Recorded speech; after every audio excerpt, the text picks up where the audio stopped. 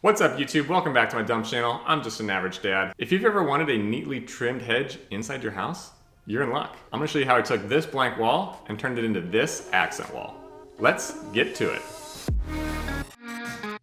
So to do this, I'm gonna use these artificial boxwood panels. Right now, it seems like these can be found all over Facebook Marketplace. It's actually where we got ours. We bought them to use as a photo backdrop for a party we had. For temporary use, they come with zip ties. You can connect them all together. But you can see I'm gonna take them apart and just hang each one individually using a staple gun. But yeah, these panels basically just have a rubber grid back and then a bunch of stems coming up with the plastic leaves. And the leaves are at a couple different heights, so it does a pretty good job of creating the illusion of depth and giving it pretty good texture. All right, let's put them on the wall. So to attach these, I'm going to use a staple gun. I'll use probably 4 or 5 staples around the perimeter of each panel to attach to the wall.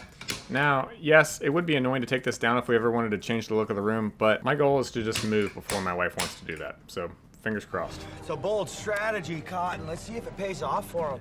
Now, the cool thing about these is once you have one up, the rest will just stick together. It's pretty quick. Did you catch that? Here, I'll do it again. Not bad for someone who makes all his thumbnails on PowerPoint.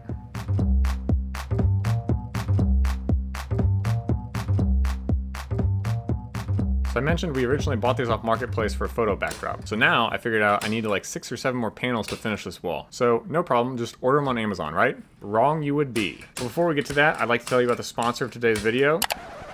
I'm just kidding. You thought this dumb video was sponsored? But my nephew was dying for some fame and fortune, so here's a quick message. Don't forget to like and subscribe. Now I don't have to buy him a Christmas present until 2027. Just kidding, Ezra.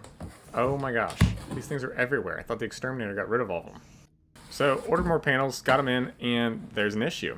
Do you see it? Do you see it? If you're very shrewd, you may notice that these are not the same green as the other panels. And this was basically the same face that I made when I found that out. You might be thinking to yourself, average dad, how could you be so dumb? Did you not look at the pictures on the listing? Yes, I looked at all of them. They all look the same. Like, I think a lot of these companies are actually using the same picture to advertise. They're the same picture. But after ordering 2 more brands, as you may recognize, we finally have a winner. A winner! And thank goodness for Amazon returns.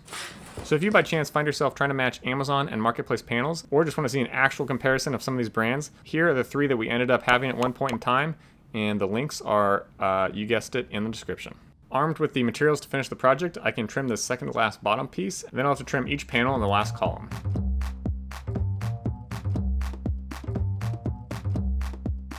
So you can see here, there are a few bare spots, but I can just take some of the trimmed pieces I have and then stuff them in and cover those right up. If you were really concerned about seeing the wall behind it, you could paint it green beforehand, but we obviously didn't do this and it still looks pretty good. So after a week and a half, but only probably 2 hours worth of work, project is finally done. So here's the before and after.